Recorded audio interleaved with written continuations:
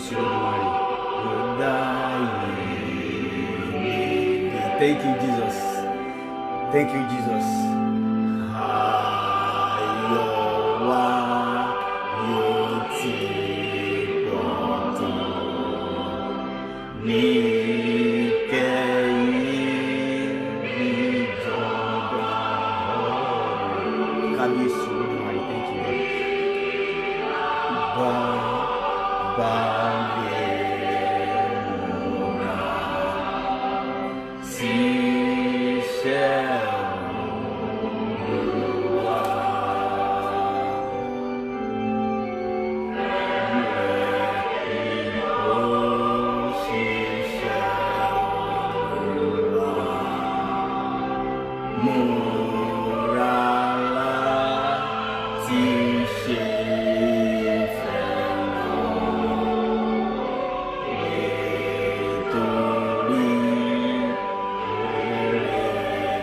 Thank you, Lord.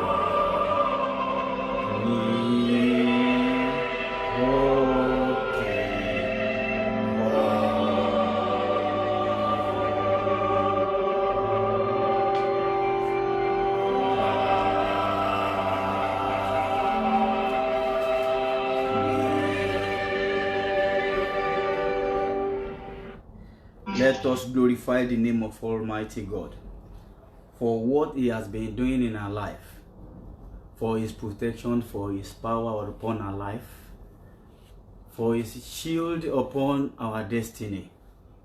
Because He be our Alpha and Omega, His awesome God. Let us glorify His name and give Him the praise and honor and worship Him, because He is worthy to be praised. Thank you, Jesus. Ẹ jẹ́ ká fi ògo fún Ọlọ́run tó ní ayé àti ọ̀run fóore ńláńlá tó ń ṣe lọ́wọ́lọ́wọ́ bí a ti bẹ̀rẹ̀ ìrìn àjò ẹ̀mí mímọ́ tá à ń rìn yìí. Ẹ wò ilé ayé yìí, ilé ayé agbára, ilé ayé ìmọ́lẹ̀ èyí tó lágbára níwájú Ọlọ́run. It is you that you will choose which one do you want. Do you want to be in the light, or your enemy want to be in the darkness? That's why you have to choose the right position, the right place for your destiny that you want to be. That maybe you want God to be in your soul to live with you, because you are created in the image of Almighty God. If that is what you want, you have to choose. We've been going into Zataranaya for 7 days, 40 days fasting and prayer that I've been doing. This is 21 days that I've been doing that fasting and prayer. Thank you, Jesus. Because God said to us that He wants to heal our soul, heal our land, and we will encounter miracles of Almighty God in His presence. Let us glorify His name. Let us glorify His presence in our midst today for what He has been doing in our life. Olódùmarè, let us bow our head down for the Almighty God as we pray together. Jehovah, Jesus Christ, Holy Michael, we thank you, Lord, once again. We glorify your name. We give you all adoration, because your power, your glory is in heaven, that you decreed upon our destiny to be alive today, till today. That's why we give you that glory. That's why we are thanking you. Oh Lord Almighty, accept our thanks today. Ọlọ́run tó ń tọ́jú gbogbo ẹ̀dá láyé pẹ̀lú àánú rẹ̀, tó ń tọ́jú gbogbo ayé pẹ̀lú àánú rẹ̀, àfògo fún àyàn ológo. Olúwa gba ọpẹ́ wa, Jésù Olúwa wa. Let us be chanting hallelujah, hallelujah, hallelujah sí Olódùmarè tó ní Ọlọ́run tó ní gbogbo àgbáyé. Ẹ jẹ́ máa kí hallelujah yìí, kí a máa fi ògo fún Ọlọ́run tó ń jẹ́ mímọ́, tó ń mú níbi mímọ́, tó ń wọṣọ àlà, èyí tó fi aṣọ mímọ́ bora, èyí tó ń tọ́jú èmi àti rẹ lójoojúmọ́. Ọlọ́run ńlá de Nazana, ọ̀pọ̀ òjò lórọ̀ tilẹ̀ ti fàmú. Ẹ jẹ́ ká máa yìn, ẹ jẹ́ ká máa gbéga, ẹ jẹ́ ká fògo fún, ẹ jẹ́ ká fògo fún. Gẹ́gẹ́ bí ìrìn àjò tá rìn ní ọ̀sẹ̀ tó kọjá, ìmọ́lẹ̀ kan èyí ta ní ká tan ìmọ́lẹ̀ yìí. Ọlọ́run àwọn kan ti pè wọ́n jẹ́rìí sí agbára Olódùmarè yìí, wọ́n dẹ̀ test wa, wọ́n ti send the message sí wa. Your miracle, as this is the first Sunday in this month, thank you Jesus, in this month of July, your miracle will commence from today. You will encounter your miracle, you will receive your miracle today. Nítorí wípé kí ni Ọlọ́run alààyè ni, kò yípo padà níbi tó ti ń ṣiṣẹ́ rírí tó ń ṣiṣẹ́ ìyanu. Ó yẹ jẹ́ ká máa fi ògo fún, ká máa bu ọlá fún Ọlọ́run yìí. Ọlọ́run that created the stars that no one can count that stars. No one on this earth that can count that stars. No one can touch the moon that he has already created, that let me change the position of that moon. And no one can touch the sun that let me change the position of that sun. It is the mighty hand, the right hand of Almighty God. That powerful hand will visit your house today. We visit your land today. We visit your soul today. All the crying, all the sorrow that you've been facing, all the distress that you've been facing in your lifestyle, and we are decreed by the power blood of Jesus today. You will see it no more. Oh, praise Him, praise Him, praise Him. Oh, hallelujah to lágbára sí Ọlọ́run Olódùmarè. Hallelujah yẹn kó lágbára fi ògo fún Ọlọ́run tó ní gbogbo ayé lórí ìtẹ́. Èyí tó jókòó sórí ìjọba tí kò sẹ́ni tó fi sí ìdí ìjọba yìí, ìjọba tó ń pè ní ìjọba àlàáfíà. Wo gẹ́gẹ́ bí ẹ̀kọ́ ìní anointing from heaven. Sórí tí Ọlọ́run bá fún yàn ní anointing from heaven, látàdázátàyà, wo anointing, kò sí ogun ayé kan tó lè borí ènìyàn. Kò dẹ̀ sí ẹni tí Ọlọ́run dá tí ò fún ní anointing from heaven. Gbogbo wa pátápátá ni Ọlọ́run fún ní anointing from heaven. Nítorí pé kí ni lacha yezatanaya, gbogbo wa pátápátá ni anointing wà fún. Nígbà tí a dá Adam àti Éfà nínú tí ṣe Genesis yẹn, èyí tí a dá wọn, Ọlọ́run Olódùmarè nínú dídá ta dá wọn ìránṣẹ́ yìí, anointing ọ̀run ti wà pẹ̀lú wọn wípé ìrìn àjò kò ní ṣẹ́kún mọ́, kò ní sí ìpọ́njú, kò ní sí ìdààmú nínú ayé wọn. Bí a ṣe ń bá wọn rìnrìn àjò yìí nìyẹn nínú àlàáfíà tó tóbi. Àfìgbà tí wọ́n jẹ èso, ó ní a reduce anointing. Today a máa rí ìrìn àjò yìí, anointing Olódùmarè ti wà pẹ̀lú gbogbo ẹni tọ́lọ́run dá already látọ̀run wá. Ṣùgbọ́n gbà tá délé ayé la bẹ̀rẹ̀ sí ní choose èyí tá a fẹ́, ṣá fẹ́ dúró lórí anointing yẹn ni tá bá fẹ́ padà sẹ́yìn. Let us go to the Bible verse of today, which is 1 Samuel 16, 1-17. Lórí ìrìn àjò Dáfídì, lórí ìrìn àjò ìrìn àjò ọ̀rẹ́ tí ń ṣe bàbá Dáfídì tá ń pè ní Jésè. Wọ́n ní Jésè, children of Jesse, which is Eliab, Abinadab, Shammah, Jesse, Shammah, and they made 7 of his sons to pass by. And Samuel said to Jesse, the Lord had not Samuel ó wá lọ bá wọn. Nígbà tí Samuel lọ bá wọn, ó wò wọ́n lórí ìrìn àjò yìí. Ó ẹ jẹ́ ká ka ìrìn àjò yìí dáadáa. Ó ń bẹ̀rẹ̀ sí ní sọ wípé Olúwa ó bẹ̀rẹ̀ sí ní wo gbogbo wọn títí Ọlọ́run ò yan gbogbo àwọn ọmọ Jésè nítorí wípé kíni wọn ò dúró déédéé níwájú Olódùmarè. Ìrìn àjò tó yẹ kí wọ́n rìn lórí ilẹ̀ alààyè wọn ò rìn dáadáa. Èyí ni ọmọ kan tó ń tọ́jú àgbo ẹran, tó ń tọ́jú àgùntàn. Ó ní pé ìyẹn ló wà nínú oko, a sì lọ mú jáde, a sì tàmì òróró lórí mi zatanaya kadadaya. Sórí àmì òróró Olódùmarè, ẹni tó bá ní àmì òróró àti ọ̀run, Sátánì máa ń fẹ́ pa wọ́n nítorí wípé kíni ológo ńlá ni wọ́n. Ọba tó bá wà lórí oyè máa ń fẹ́ pa wọ́n nítorí pé kíni ọba yẹn ò ní fẹ́ kúrò lórí ìjọba. Àti ẹni tó fẹ́ fi ènìyàn gan jọba gan sẹ́fù gan, ọmọ máa lépa ẹ̀ pé wọ́n fẹ́ pa nítorí wípé ẹ rí ìrìn àjò Samuel yẹn, 1 Samuel 16:2. Samuel wípé èmi yóò ti ṣe lọ, bí Sọ́ọ̀lù bá gbọ́ yóò pa mí. Olúwa yóò sì wí fún mi pé Olúwa sì wí pé mú ọmọ àgùntàn kan lé ọwọ́ rẹ, kí o sì wí pé èmi wá rúbọ sí Olúwa.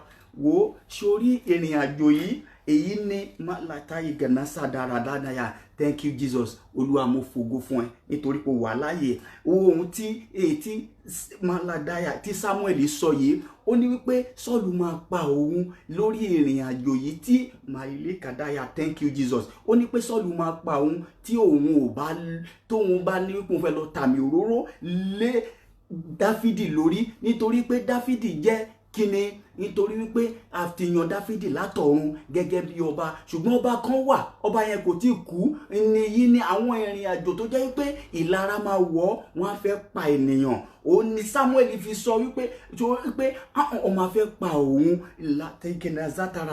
Thank you Jesus. Wípé ó máa fẹ́ pa òun. Wá wo ìrìn àjò yìí bó ṣe lágbára tó. Sámúẹ́lì ó ń bẹ̀rù, ṣùgbọ́n ọwọ́ Olúwa nínú etí ọba dúró ṣinṣin ní orí òkè mímọ́ Olúwa, ọwọ́ Olúwa máa ń wà lára èèyàn. Òróró àtọ̀run á sọ̀kalẹ̀ sínú ayé ènìyàn. Ènìyàn máa gbé ìgbé ayé àlàáfíà àti títóbi Olódùmarè.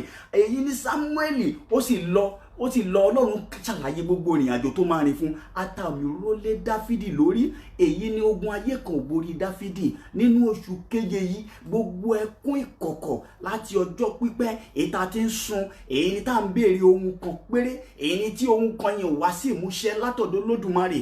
Ìpọ́njú, ìdààmú, àkàntì, ẹkún, àìníṣẹ́ lọ́wọ́, àìnọ́mọ, àìrọ́nà àbáyọ lórúkọ Jésù. Olúwa nu omijé ayé yìí nù kúrò nínú ayé wa. Bẹ́ẹ̀ ni Olúwa dá omi òróró ọ̀run lé wa lórí. Dá mi òróró, ó yá máa sọ fọ́lọ́run, Olúwa dá mi òróró tó dà lé Dáfídì, Olúwa dà lé mi lórí. Olúwa dà lé mi lórí. Olúwa dà lé mi lórí.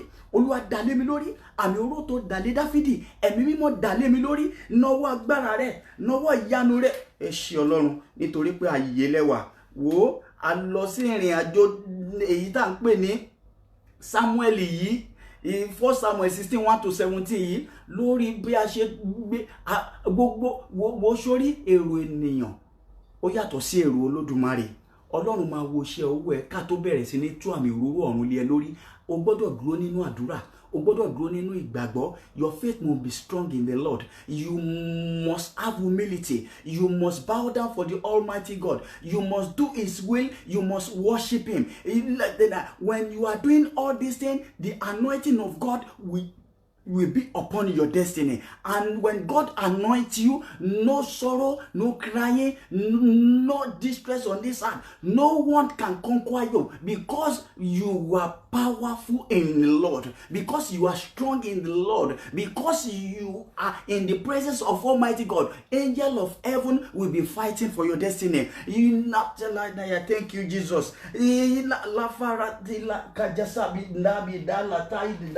Ọlọ́run tó ga ju gbogbo ayé lọ, ìwọ nìkan la fògo fún, nítorí pé kíni, Ọlọ́run ni ọ́, o kò yípo padà.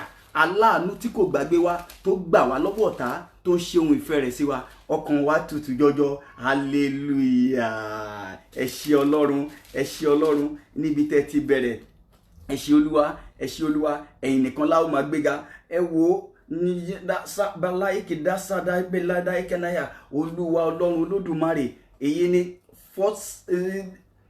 First King 21, 1 King 21, 1-13. Nígbà tí ẹni tí Ọlọ́run bá tàmì òróró fún nílò ọgbọ́n, ìmọ̀ àti òye. Lánàá Ọlọ́run tó bá fúnyàn ní, tó bá tàmì òróró fún ènìyàn, a nílò ọgbọ́n, ìmọ̀ àti òye. Áábù gba oko Nábótì, Jésíbẹ́lì wọ́n sì pa Nábótì nítorí pé kíni,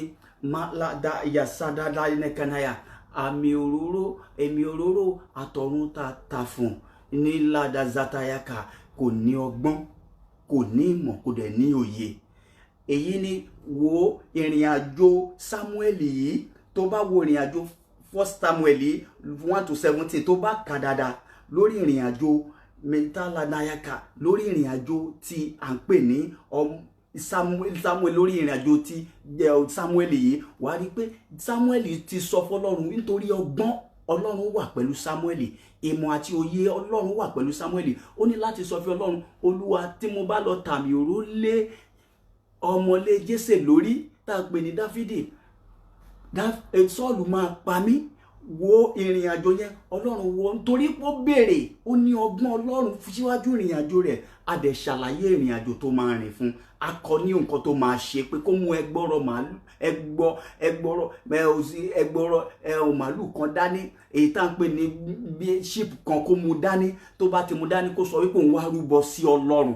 Èyí ni wo ìrìn àjò ọgbọ́n yìí tí kò ní ọgbọ́n àti ìmọ̀ àti òye yìí ọwọ́ èyí tá à ń pè ní Áhábù àti Jésíbẹ́lì èyí ni tá a fi gba ohun ìní ẹ̀ èyí tá a fi pa lórí ilẹ̀ alààyè. Nígbà tí alágbára bá wà èyí ni tó bá ti mọ èsì ọ̀rọ̀ tó bá máa fún nítorí pé bí ó nídìí kan ní ènìyàn ìgbà míì ènìyàn máa ń ní nǹkan tí ó ju nǹkan tí ọba ayé ò ní ó máa ń wà lọ́wọ́ ènìyàn. Bẹ́ẹ̀ ni àwọn màlẹ́kà yẹn sọ thank you Jesus ọlọ́run tó ga. Bẹ́ẹ̀ ni wo 1 Kings 21:1-13 Áhábù bá Nábótì sọ wípé fún mi ní ọgbà àjàrà rẹ kí èmi ó fi ṣe ọgbà ewébẹ̀ nítorí ó súnmọ́ ilé mi èmi ó sì fún ọ ní ọgbà àjàrà tí ó sàn jù lọ dípò rẹ̀ bí ó bá dára lójú rẹ èmi ó fi iye owó rẹ̀ fún ọ. Nábótì sì wí fún Áhábù pé Olúwa má jẹ́ kí èmi fi ogún àwọn bàbá mi fún ọ.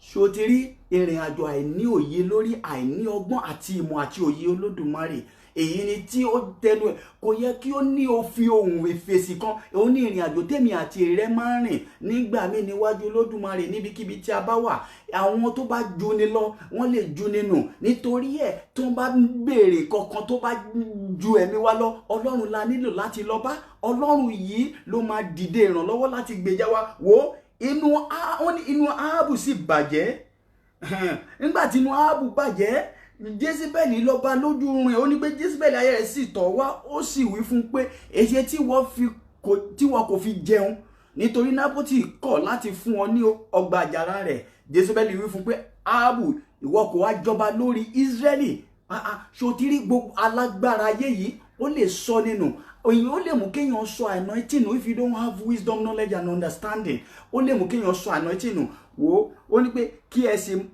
ó ní Jésíbẹ́lì kọ̀wé ní orúkọ Áhábù kó lè wo ìrìn àjò yìí bí ènìyàn ṣe lágbára tó láti máa ṣe bí ó kọ̀wé ní orúkọ Áhábù ẹni kí ẹ ó ní Jésíbẹ́lì kọ̀wé ní orúkọ Áhábù sọ́dọ̀ àwọn àgbààgbà tí ń bẹ ní ìlú rẹ̀ wípé kí wọ́n kéde àwẹ̀ kí wọ́n sì fi Nábótì sí ipò ọlá kí ẹ sì ènìyàn méjì kí ẹ sì yan ènìyàn búburú méjì síwájú rẹ̀ láti jẹ́rìí pa wípé ó bu Ọlọ́run àti ọba. Thank you Lazarada ilé kádàyà Ọlọ́run Olódùmarè sórí ìrìn àjò yìí kò wo nǹkan ní ó ní kí ẹ sì sọ lókùúta pa wo sórí nítorí wípé kí ni Maladaya èfèsì tó mú jáde nítorí pé kò sí nínú Olúwa àdúrà ò tó kò wá ìmọ̀ Ọlọ́run kò wá òye Ọlọ́run kò wá ọgbọ́n Ọlọ́run ó mú láti ṣubú sínú ìgbèkùn Sátánì láti ṣubú wo ní Taradaya òun ní ìrìn àjò èyí tá a bá Adam and Eve rìn ní Genesis yẹn èyí tá a sọ fún wọn wípé tí Sátánì lọ bá Éfà tó sọ wípé wá jẹ èso yìí dùn Ọlọ́run ti mọ̀ pé tẹ́ bá jẹ òun lẹ máa ríran nítorí pé kò wá ọgbọ́n Ọlọ́run kò wá ìmọ̀ Ọlọ́run kò wá òye Ọlọ́run àná tí Olódùmarè kúrò lórí rẹ̀ ó dẹ̀ gba èso yìí ó jẹ́ ó dẹ̀ kó sínú ègún ikú òjijì èyí tí gbogbo ayé rìn nínú rẹ̀ lọ́wọ́lọ́wọ́ dòní olónìí lórúkọ bàbá tọmọ tẹ̀mí mímọ́ àná tí Olódùmarè kò ní kúrò nínú ayé mi àti rẹ a ò ní bọ́ sínú ìdẹ̀kùn ikú ìparun Sátánì a ò ní bọ́ sínú ìdẹ̀kùn ikú ìparun àwọn ìka ènìyàn lórí ilẹ̀ alààyè a ò ní sọnù ìgbé ayé wa ò ní dòkú ìgbé ayé wa ò ní rìn nínú ìbòjì òkú kò ní rìn nínú ìrìn àjò Sátánì àti àwọn ọmọ ogun rẹ̀ Ọlọ́run yóò gbà wá lọ́wọ́ ogun àwọn ìka ènìyàn lórí ilẹ̀ alààyè. Thank you Jesus ẹ ṣé Olódùmarè wọ́n ní aláàtẹ̀dázánayàbálákẹ́náyàká Ọlọ́run Olódùmarè wo wọ́n ní Nábótì ń bá ọba Áhábù jà nítorí kò ní ọgbọ́n. When you receive anointing from heaven you will be full of wisdom knowledge and understanding. Sórí láyé kàdára zátàyà sórí Nábótì wọ́n dẹ̀ mú nítorí pé kò sí ọgbọ́n nínú ayé rẹ̀, wọ́n dẹ̀ mú Jésíbẹ́lì, wọ́n sì sọ̀kò, wọ́n sì pa. Òun rò bóyá wọ́n fi òun sípò ọlá ni, kò mọ̀ wípé wọ́n ti ń ti òun lọ síbi ìparun láti mú òun kúrò lórí ilé alààyè. Wo iṣẹ́ tí Sátánì ṣe lórí ìgbé ayé rẹ̀, nítorí pé kíni a ti fún lánàá tí ọ̀run, a fún ní ohun tí ènìyàn ò ní, ṣùgbọ́n kò ní ọgbọ́n láti bá ọba rìnrìn àjò yìí. Wo ìrìn àjò Sámúẹ́lì yìí. Sámúẹ́lì ní ọgbọ́n Olódùmarè, ó ń gbàdúrà nígbà gbogbo, kò kúrò níwájú Olódùmarè. Ó mọ ohun tó yẹ kó sọ fọ́lọ́run, ó béèrè lọ́dọ̀ Olódùmarè.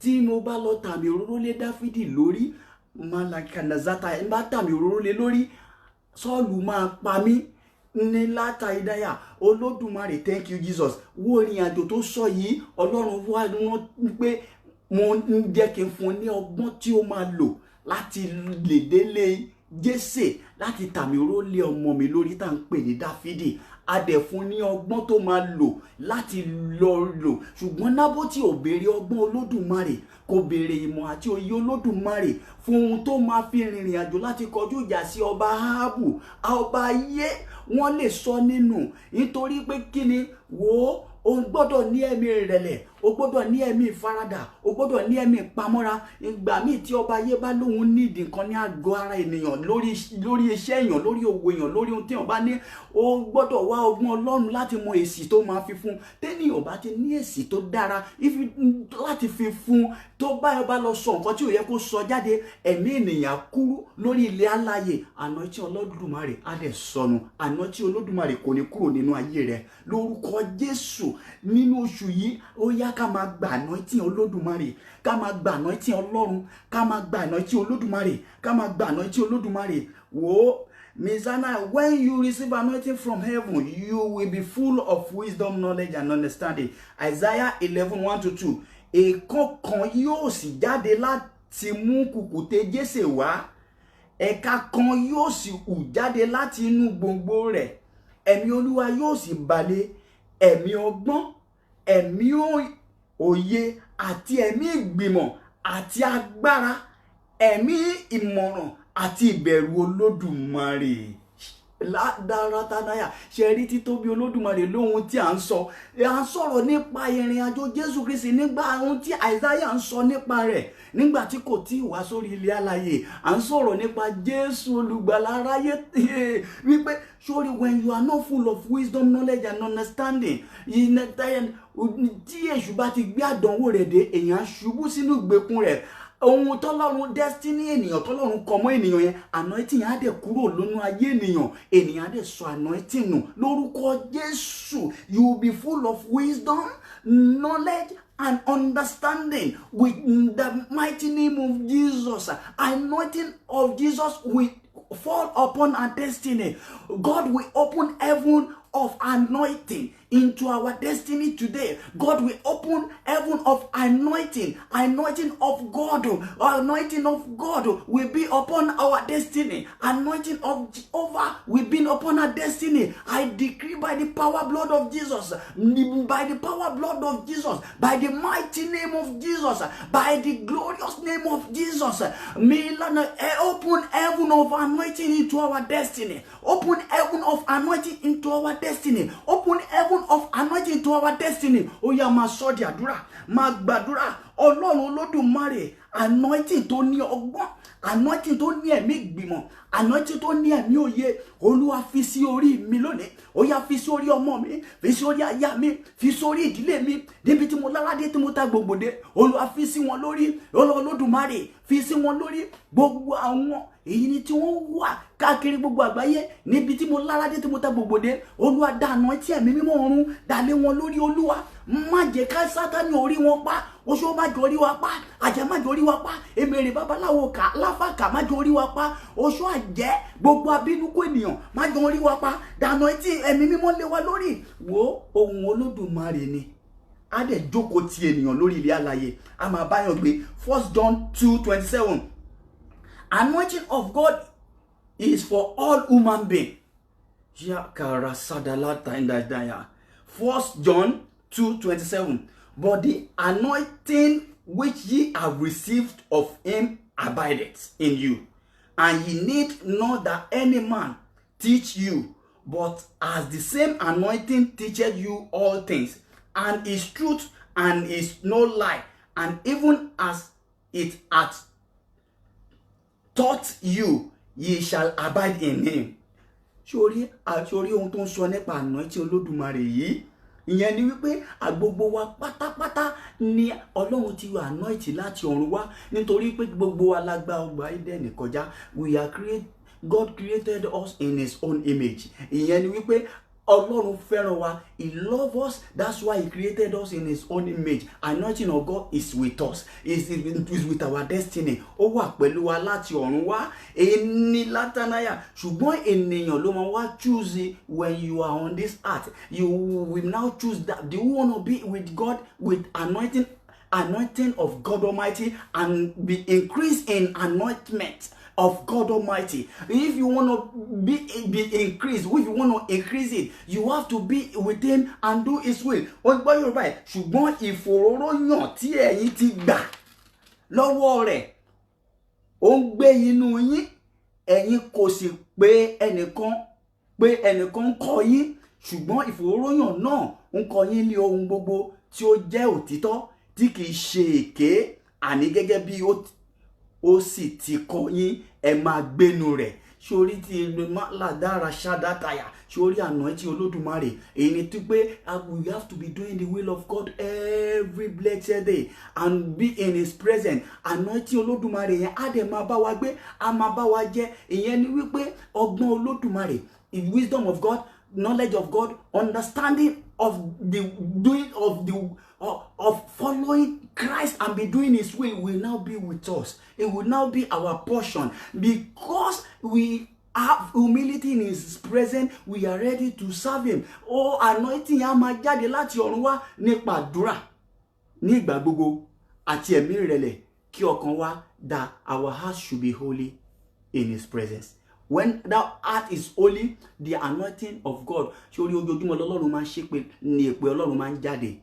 Read Deuteronomy 28, 1-14. Èrè Olódùmarè. Àdúrà ènìyàn kọ́. That Deuteronomy 28, 1-14, that is blessing of God. From 15 to 68, that is curse from God. Every blessed day, blessing will come from heaven. Every blessed day, curse will come from heaven. You will not encounter curse of Almighty God. Later, I decree to your destiny today, you will not encounter the curse of Almighty God. Chant hallelujah. Oya máa fògo fún, oya máa yìn, nítorí ààyè ló wà. Máa yìn, jẹ́ kí inú ẹ kó máa dùn, kí ayọ̀ ẹ kó máa kún lónìí fún iṣẹ́ agbára tí Ọlọ́run ṣe lọ́wọ́lọ́wọ́ báyìí. Ọlọ́run Olódùmarè, nítorí anointing Olódùmarè ó sọ̀kalẹ̀ sínú ayé mi àti rẹ. Anointing from heaven is blessing of God. Genesis 27, 1. Genesis 1, 27 and 28. God created man in his own image. In the image of God created him. Male and female created them. 28. And God blessed them. And God said unto them, be fruitful and be multiplied and replenish the earth and subdue it, and have dominion over the fish of the sea, and over the fowl of the air, and over every living thing that moveth upon the earth. Anointing from heaven is blessing from God. Can you say that is what God have decreed upon the destiny of Adam and Eve? Until they now turn back from God. That's when God now removed that anointment. They now start to working on their own, doing all things their own. Before, they are not doing things on their own. God is with them. All the angels from heaven, they are working with them. When we be with God, when we are doing his will, all the angels from heaven, they will come down from heaven and do and worship with us and decree that blessing. And now decree by the power blood of Jesus for the person that is watching me right now, that owns this message from Almighty God. In this new month, we will be multiplied. In the mighty name of Jesus, we will be fruitful in the mighty name of Jesus and be replenished in the mighty name of Jesus. Like that, we will have dominion upon all what God has created in the mighty name of Jesus.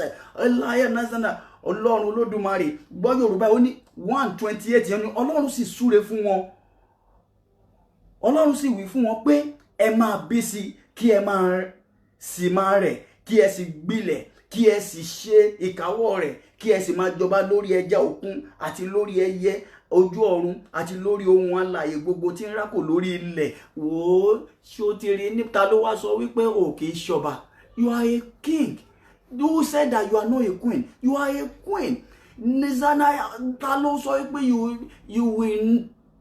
you will not encounter miracle of God. You are his son. You are the son of God. You are the children of God. You are the daughter of God.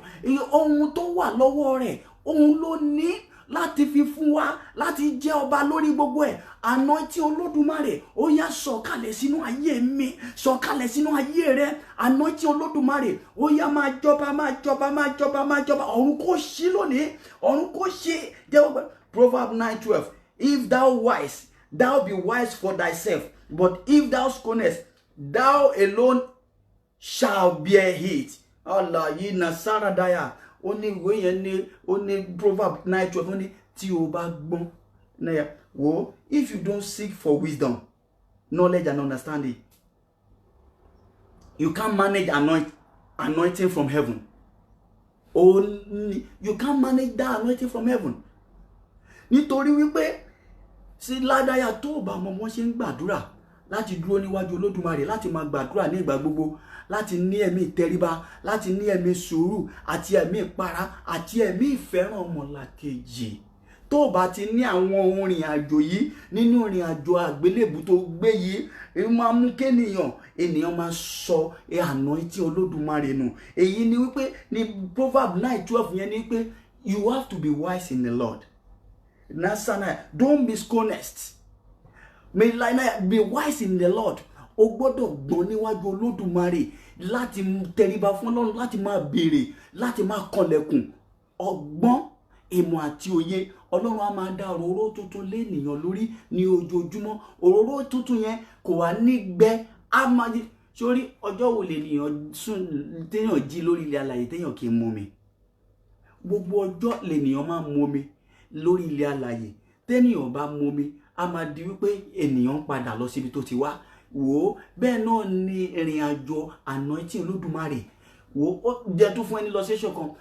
Téèyàn bá jí láàárọ̀, téèyàn bá wẹ̀ lọ́jọ́ kìíní, if you don't bath one day, second day, third day, fifth day, tó ń lọ sóṣù kan téèyàn bá wá wo bí ara ènìyàn máa ṣe rí níwájú Olódùmarè. Ènìyàn á dẹ̀ di jálajàla, ènìyàn máa rùn, àwọn ènìyàn máa sá fún yàn. Bẹ́ẹ̀ náà ni anointing Olódùmarè. Tó bá gbàdúrà lọ́jọ́ kìíní, ó gbàdúrà lọ́jọ́ kejì, ó yìn Ọlọ́run lọ́jọ́ kẹta, ọjọ́ kẹrin ó ń lọ sóṣù kan, ó ti rántí Olódùmarè láti yìn. Á di wípé àwọn ogun ọ̀run Ọlọ́run ìwọ̀n díẹ̀ wọ́n á kúrò níwájú ènìyàn. Sátánì àwa dé àjókòó ti ènìyàn. Ènìyàn ni wípé ènìyàn gọ̀ níwájú ènìyàn dúró níwájú Olódùmarè. Èyàn á dẹ̀ sọ anointing yẹn nù. Anointing yẹn á wá máa reduce. Àyàn máa gbẹ, ìfàmì òróró yàn á máa gbẹ. Díẹ̀díẹ̀ ló máa ń gbẹ. Tó bá di ọjọ́ kan akọ kú ni. Ọ̀tá dẹ̀ mú ènìyàn kúrò lórí ilé alààyè. Ọ̀tá ò ní mú ẹ kúrò lórí ilé alààyè.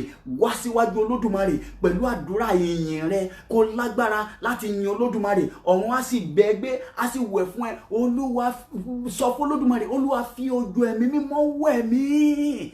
Fi anointing ẹ̀mí mímọ́ wẹ̀ mí. God, use your anointing from heaven to bath me. Let heaven open. Let your heaven to open for me today. Use your anointment of heaven to bath for me. Use your anointment of heaven to bath for me, to bath for my family, to bath for my family, to bath for me, to bath for my family, to bath for my church, to bath for everywhere. I'm walking everywhere. I'm in my visiting in my vineyard. Use your anointment to bath for me, God Almighty. Olúwa fi anointing ọ̀run fi wẹ̀ fún mi. Orúkọ Olúwa ilé ìṣọ́ agbára olódùló sáwọ́ síbẹ̀ ó sì yè. You have to renew your anointing. If you don't desire Zanaya, wọ́n sórí a gbọ́dọ̀ máa renew ẹ̀ ní ìgbà gbogbo. A gbọ́dọ̀ máa renew ẹ̀ ó ní nípa àdúrà. Jésù renew anointing ẹ o. Wàá rí mo sì máa mú ẹ débẹ̀. Psalm 51, 10-12. David says, create in me a clean heart, O God, and renew a right spirit within me. Cast me not away from thy presence. Sorry, only create in me a clean heart. That means tí ọkàn wa ò bá wà clean, anointing Olódùmarè kò lè wá sínú ayé ènìyàn. Ènìyàn máa gbé nínú òkùnkùn. You will stand on the door of mercy, you will be knocking the door, and that door will not open.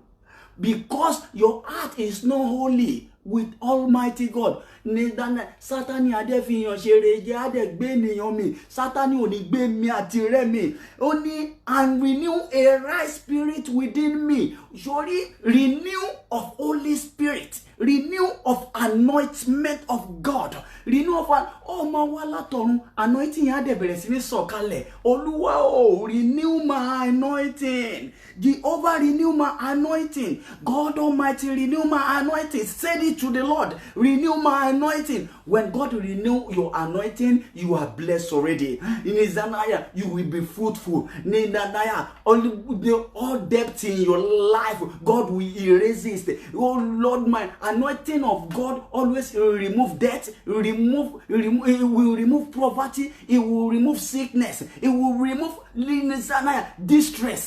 That is anointing from God. Ta lórí tọ́lọ́run tàbí orílẹ̀ lórí tí ò kìí ṣe ọba ó máa fẹ̀ agbègbè ẹ̀dẹ̀ máa di ńlá. Ọlọ́run jẹ́ kí agbègbè mi kó fẹ̀ níwájú rẹ kí ògo Ọlọ́run kó farahàn. Ó ní cast me not away from thy presence and take not thy Holy Spirit from me. Sórí tí ò bá ti gbàdúrà mọ́ tó súnmọ́ Olódùmarè tó ṣèfẹ́ Ọlọ́run Olódùmarè wàá rí Ọlọ́run máa léyàn kúrò níwájú rẹ̀. Sátánì adé gbé ènìyàn mi. Ènìyàn wa máa gbé nínú òkú nínú ìpọ́njú ńlá. Ènìyàn máa ní I'm knocking the door every day, the door is not open because that heart is not holy with Almighty God. That anointing have reduced. Ó ti reduce ni wo ìṣe náírà kálá náírà. Ibo ló ti rí factory tí wọ́n dá sílẹ̀. It's like factory of a Coca-Cola that they are making Coke. Every day non produce láti lè jẹ́ kí àwọn ènìyàn máa mu. Ọjọ́ tó bá ti produce mọ́ kò sí Coke fáwọn ènìyàn láti mu mọ́ nìyẹn. Bẹ́ẹ̀ náà ní ilé ayé ènìyàn. When you don't produce, ọjọ́ tó bá ti stop, tó bá ti pe orúkọ Olódùmarè mọ́, Ọlọ́run máa lé ènìyàn kúrò níwájú èèyàn ti kúrò níwájú Olódùmarè nìyẹn. Téèyàn bá ti kúrò níwájú Olódùmarè, ìyẹn ni wípé Sátánì àgbé ènìyàn mi. Èèyàn máa rìn nínú ìpọ́njú. Èèyàn àti lọ́mọ, alẹ́ àti níyàwó àti lọ́kọ gbé asọnù láfi sọ̀rọ̀ jáde pẹ̀lú àṣẹ Olódùmarè. Olúwa dá wa padà sọ́dọ̀ rẹ̀. Olúwa fi àánú rẹ̀ dá mi padà sọ́dọ̀ rẹ̀. Olúwa dá mi dá òróró anointing dé mi lórí. Ó yá sọ bẹ́ẹ̀ fọ́lọ́run.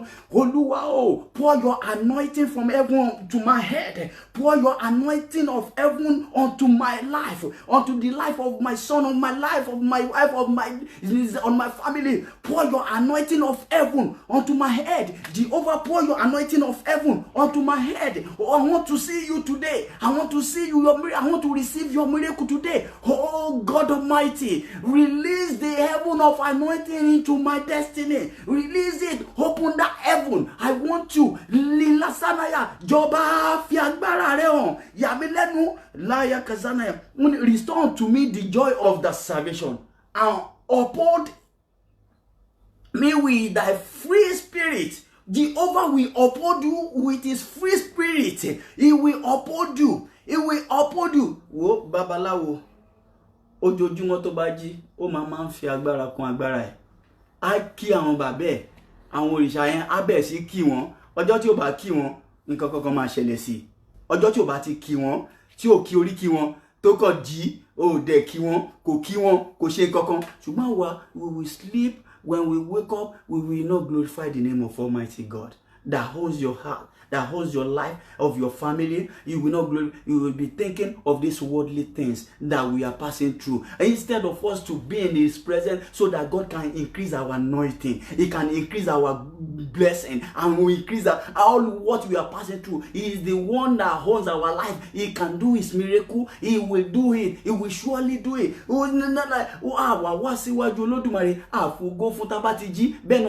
That's how we go out and we are just walking every day. We are not praising the name of Almighty God. Wari ìrìn àjò yẹn anointing Olúwa àmì òróró ń gbẹ lórí ènìyàn nìyẹn. Wari bá àwọn babaláwo yẹn every day no ma increase gbogbo agbára wọn. Tó bá increase ẹ wọ́n máa jábọ́ Sátánì á gbé wọn mì. Sátánì tó gbẹ́kẹ̀lé yẹn á kọjú ìjà sí wọn nítorí pé kíni wọ́n gbọ́n kí ìwọ náà tó jẹ́ ọmọ Ọlọ́run ó gbọ́dọ̀ máa kí bàbá ẹ̀. Oh, Kiba, no, look at this illustration now. When you woke up in the morning, you have a father, you have a mother, you just woke up, you don't greet them, you don't say morning daddy, well, good morning mommy.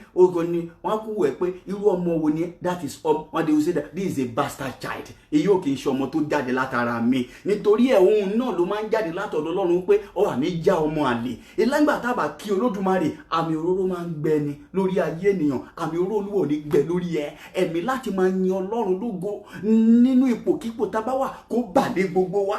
Ọlọ́run Olódùmarè, ẹ ṣé Olódùmarè.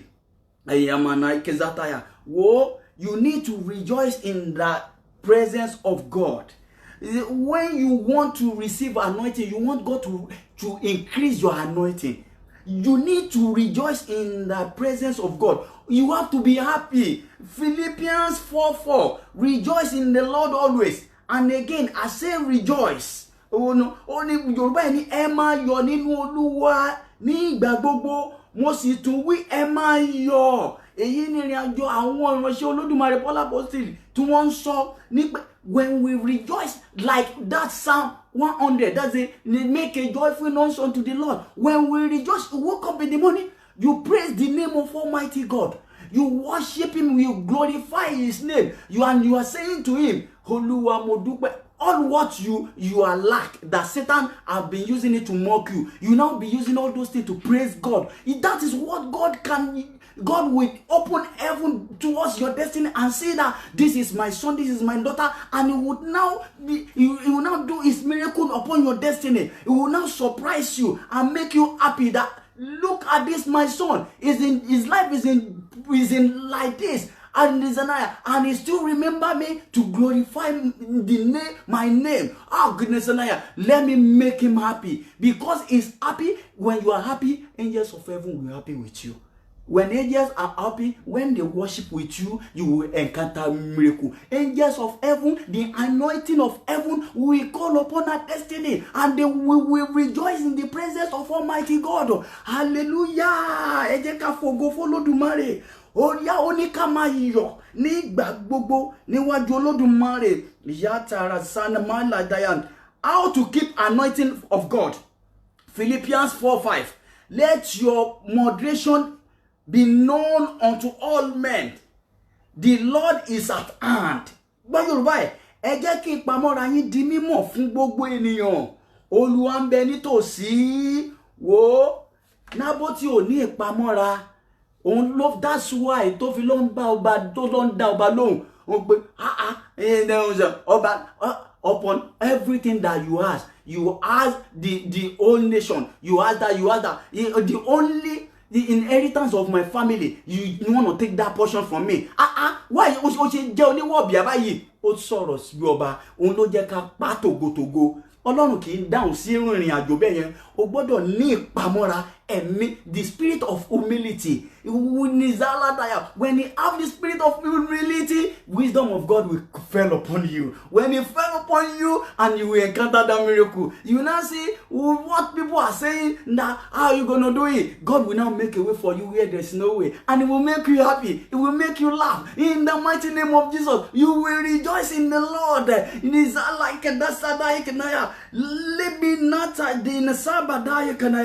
Praise him every day. Don't think of anything you are passing through. When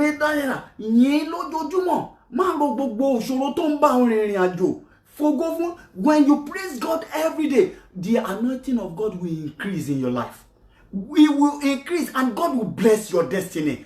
I will make you happy. He will restore all the lost glory, all debt. He will take it away. Only Philippians 4:6. Be careful for nothing, but in everything by prayer and supplication with thanksgiving let your requests be made known unto God. Surely anointing Olódùmarè, let your request be made known unto God and be praising his name. Surely when you are praising him, you will be increased in the anointing of God. That is what David did. Nínú ibi tó ti ń da àwọn ẹran yẹn, ohun tó ṣe nìyẹn f'Olódùmarè. Ó bẹ̀rẹ̀ sí ní yin Ọlọ́run lógo, ó bẹ̀rẹ̀ sí ní fi ògo fún pẹ̀lú fèrè. Nígbà ìrìn àjò yẹn l'Ọlọ́run wò wípé ẹni tó wà nínú ìpọ́njú báyìí tó tún rántí mi is in distress. David is facing distress at that particular time. It's only him that is in the bush. He's a keeper. It's only him that is doing that for his family. With Minadaya, òun nìkan ló ń ṣe ìrìn àjò yìí nínú gbogbo ìdílé ẹ̀. Ọlọ́run wò pé ó dẹ̀ tún nínú igbó tó wà tó ń da àwọn ẹran yìí, ó tún fògo f'Olódùmarè, ó fọn fèrè. Òun la fi mú lọ sí ààfin ọba. Anointing Olúwa tó máa mú ẹ lọ sí ààfin ọba. Lórúkọ Jésù, ó yá kó ṣẹlẹ̀ lónìí. Olúwa sọ yá, tell God, the anointing of God that will take me to the palace of a king. That I will eat with the king, I will eat with the queen. Oh God, let it happen into my destiny. Let it happen onto my life. Olúwa, anointing Olódùmarè tó máa mú mi lọ sáàfin ọba, jẹ́ kó ṣẹlẹ̀ lórí ayé mi lónìí. Jẹ́ kó ṣẹlẹ̀, kó yá kó ṣẹlẹ̀, kó ṣẹlẹ̀. Ẹ̀mí mímọ́ jẹ́ kó ṣẹlẹ̀. Anointing Olúwa tó máa mú mi lọ sáàfin ọba, jẹ́ kó ṣẹlẹ̀ lórí ayé mi lónìí. Ó yá sọ f'Ọlọ́run, anointing Olúwa tó máa mú ẹ lọ sáàfin ọba, kó ṣẹlẹ̀ lórí ìgbé ayé lónìí. Kọ́run kó ṣí fún ọ. Wò, kábíyèsí Olódùmarè. Ẹ má ṣe àníyàn ohunkóhun, ṣùgbọ́n nínú ohun gbogbo nípa àdúrà àti ẹ̀bẹ̀ pẹ̀lú ìdúpẹ́, ẹ máa fi ìbéèrè yín hàn fún Olódùmarè. Ṣé o ti rí nínú ìdúpẹ́, anointing ẹ̀mí mímọ́ á máa increase sí, wá máa pọ̀ nínú agbára. When you are praising God every day, you don't that you don't think of everything that you are passing through. You are praising him. You glorify his name. Like Daniel, you don't fight.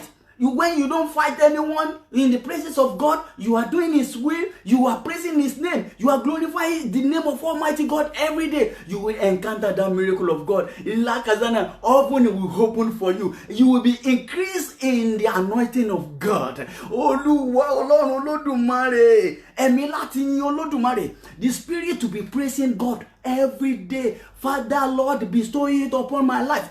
Tell God now, the spirit to praise God, the spirit or the Holy Spirit to glorify the name of Almighty God. Father, bestow it unto my family, bestow it unto my life, bestow it unto my family. Olúwa jẹ́ kó ṣẹlẹ̀ nínú ayé mi lónìí, nínú oṣù tuntun yìí. Jẹ́ ká forúkọ tuntun pè mí, kó Olúwa forúkọ tuntun pè ẹ́. Ó yá sọ f'Ọlọ́run, Olúwa jẹ́ kó forúkọ tuntun pè mí. Olúwa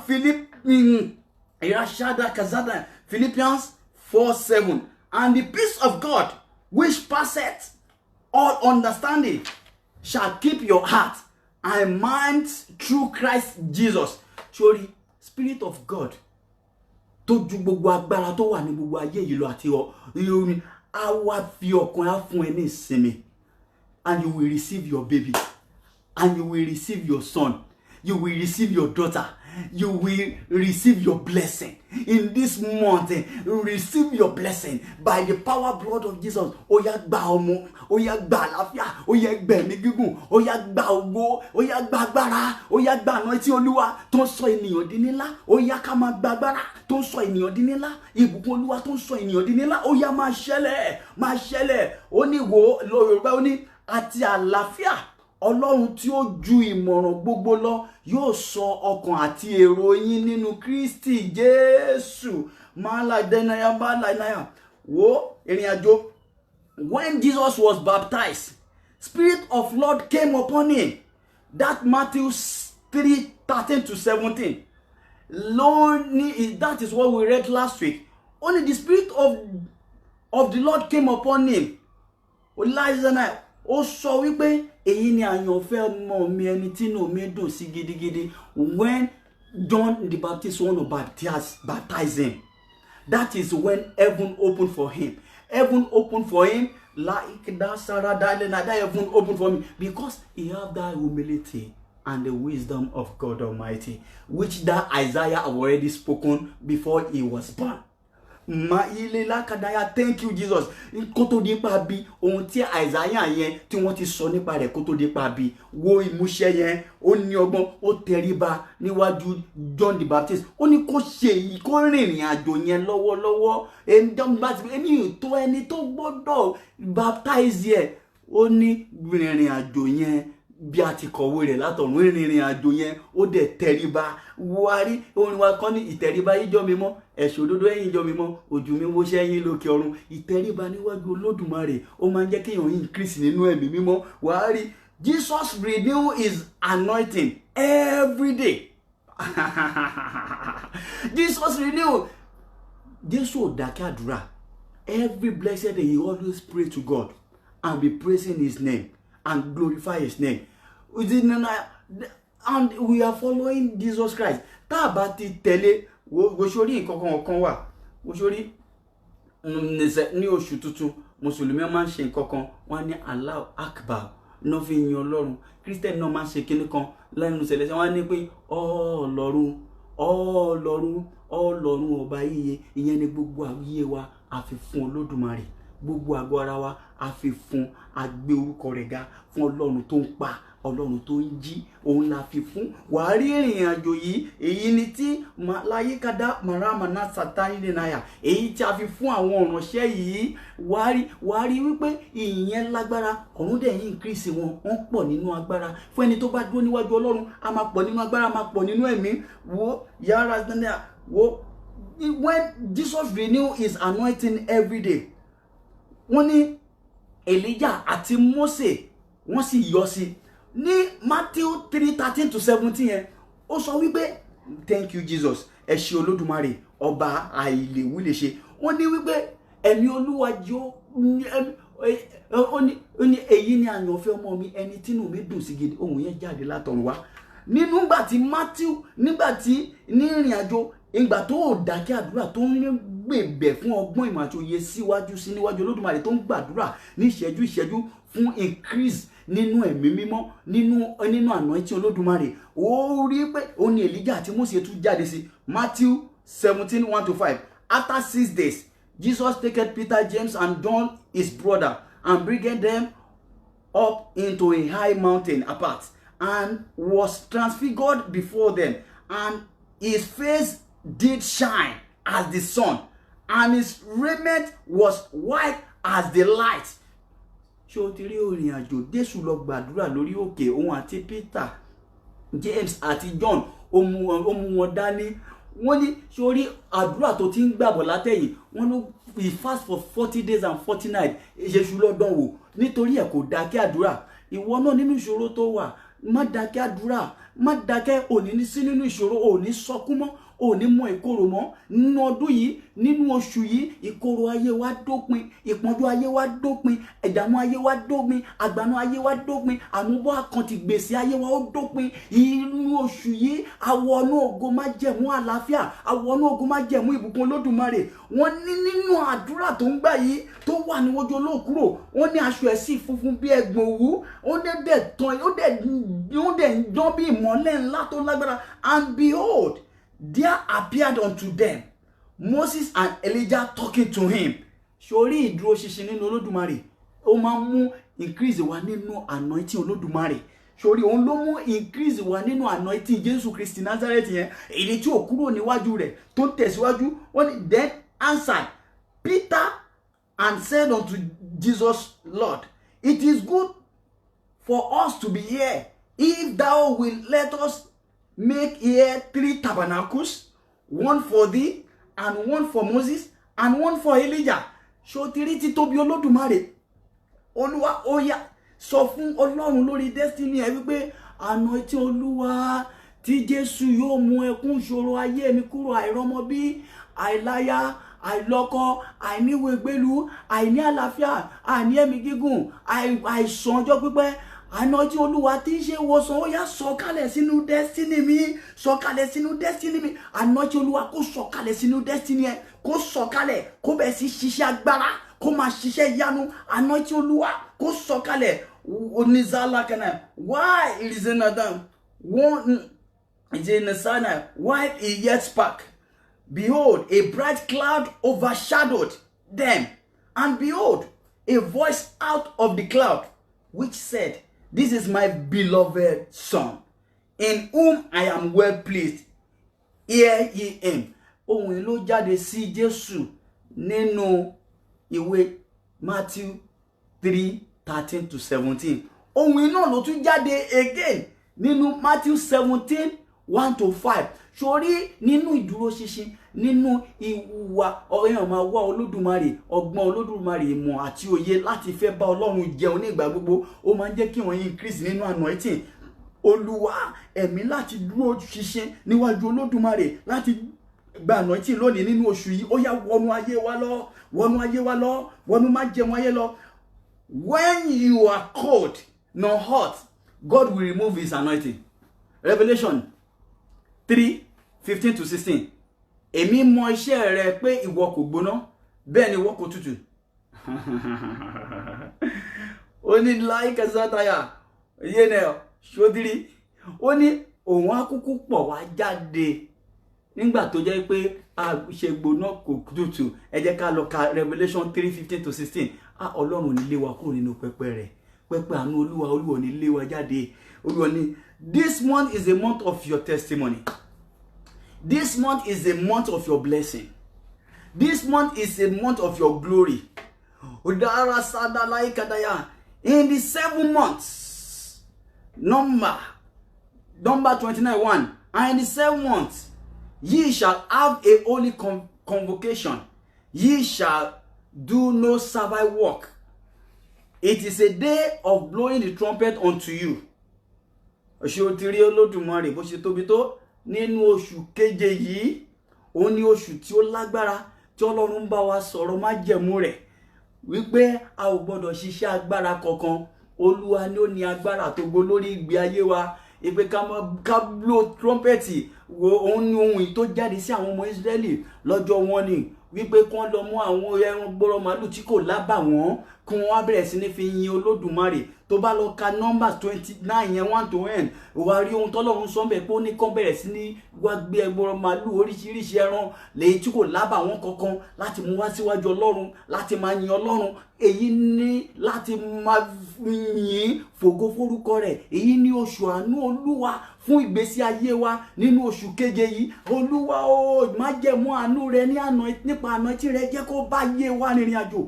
Olúwa májẹ̀mú anointing Olúwa kó bá yé rìnrìn àjò, kó bá destiny ayé rìnrìn àjò. Ó yẹ máa sọ bẹ́ẹ̀ fọ́lọ́run, májẹ̀mú Olúwa kó bẹ̀rẹ̀ sí ní bá anointing ayé mi rìnrìn àjò. Olúwa gbọ́ àdúrà, sọ ẹkún wa dẹ̀rín. Ó yá sọ ẹkún wa dẹ̀rín. Ó yá la ìkàdára sádàbàyà, gbé omi ẹ jáde.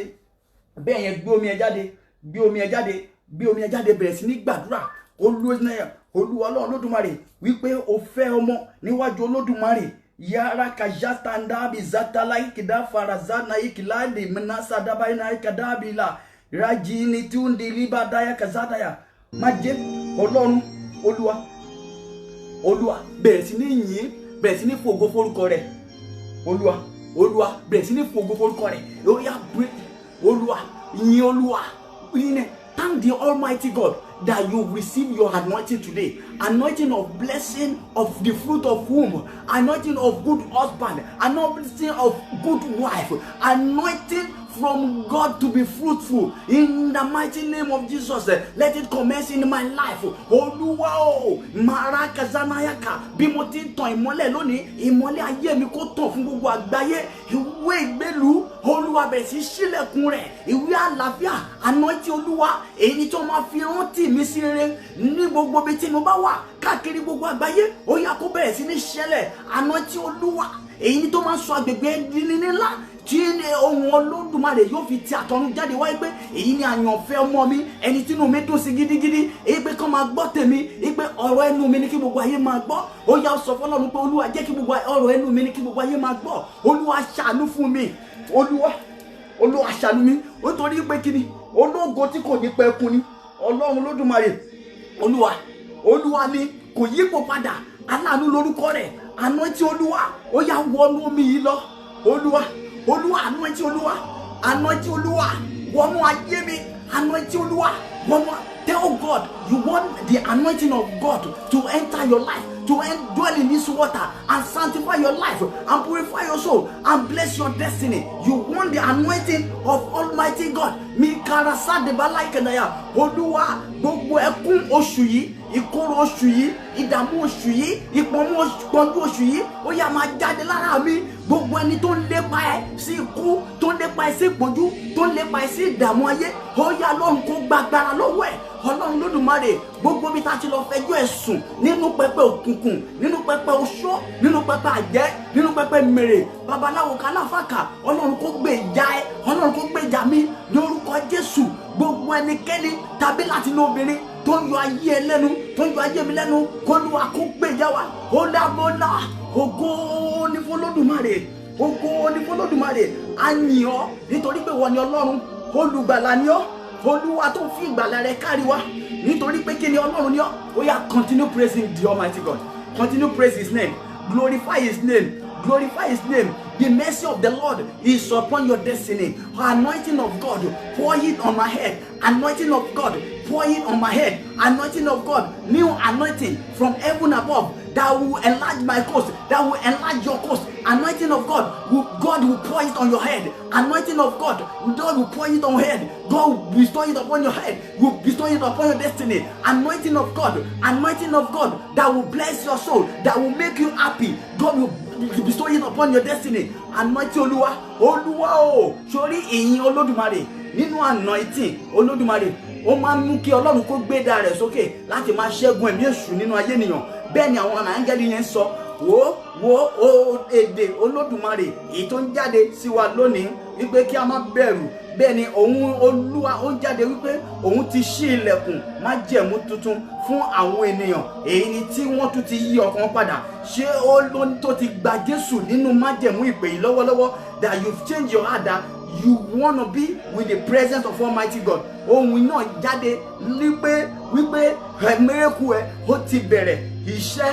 Bẹ́ẹ̀ ni Ọlọ́run ló sọ bẹ́ẹ̀ wípé má bẹ̀rù, má fòyà, èmi ni Olúwa, mo wà pẹ̀lú rẹ. Èyí ni wípé mo ti fún ẹ ní oúnjẹ ìyè, oúnjẹ àlàáfíà. Sórí anointing yìí, Maria Kashada Sadaika, Olúwa ti ń bá wa gbé lọ́wọ́lọ́wọ́. Kábíyèsí Olódùmarè, ìyè ògo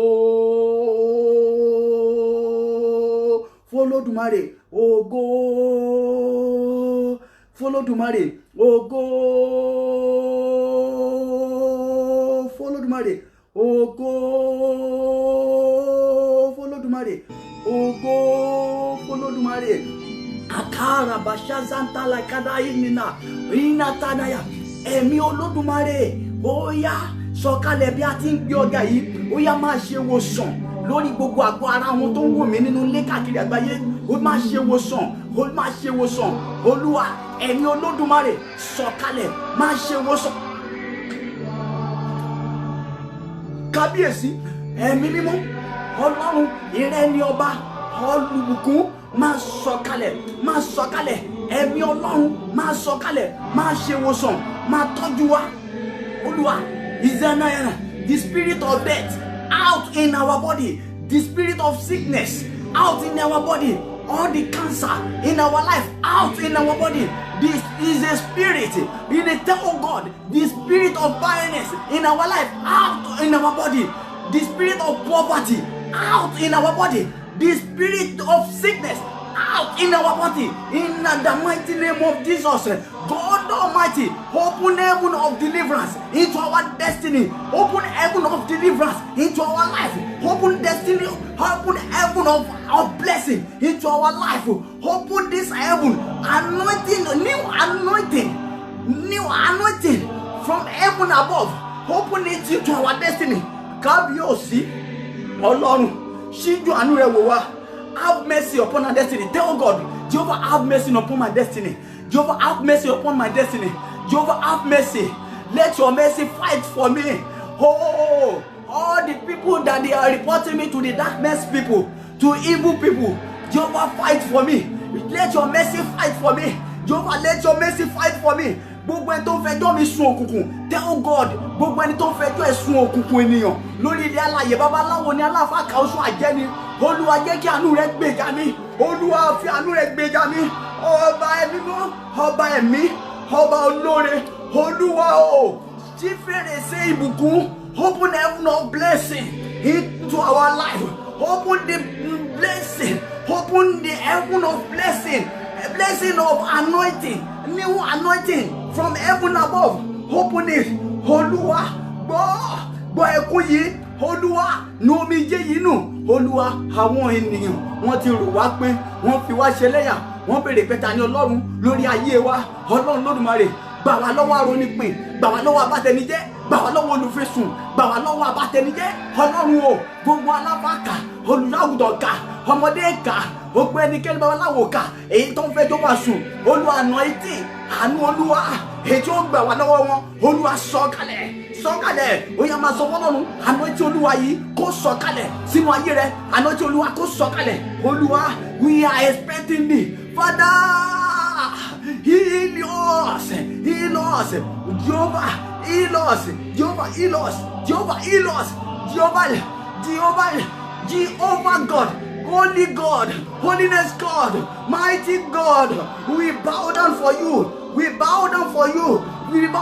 you. Come and bless us. Come and enlarge our closet with your mighty anointment in the mighty name of Jesus. Come and bless our life.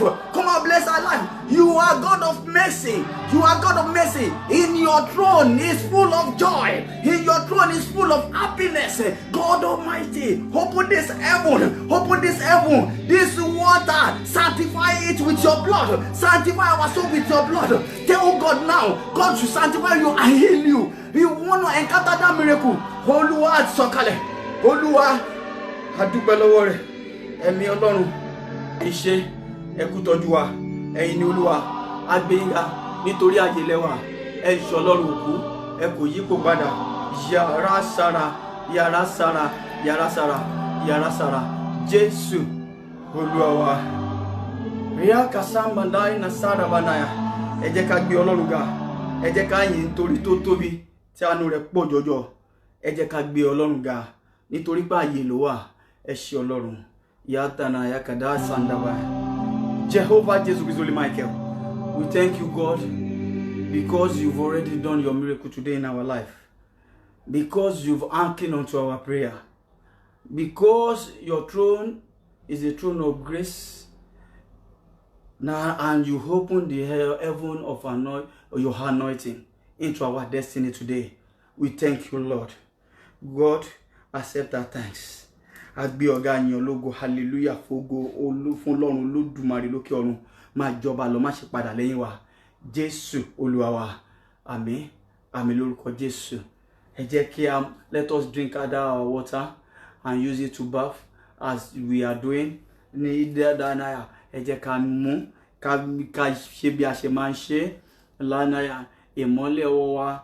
Ẹ jẹ́ ká tún tàn ní àṣálẹ́ yìí. Bẹ́ẹ̀ ni aláìkàdáyà a dúpẹ́ lọ́wọ́ gbogbo yín tẹ́ ń wò wá káàkiri gbogbo àgbáyé. Ilazana, we thank you, we bless you. God will bless you, God will make you happy.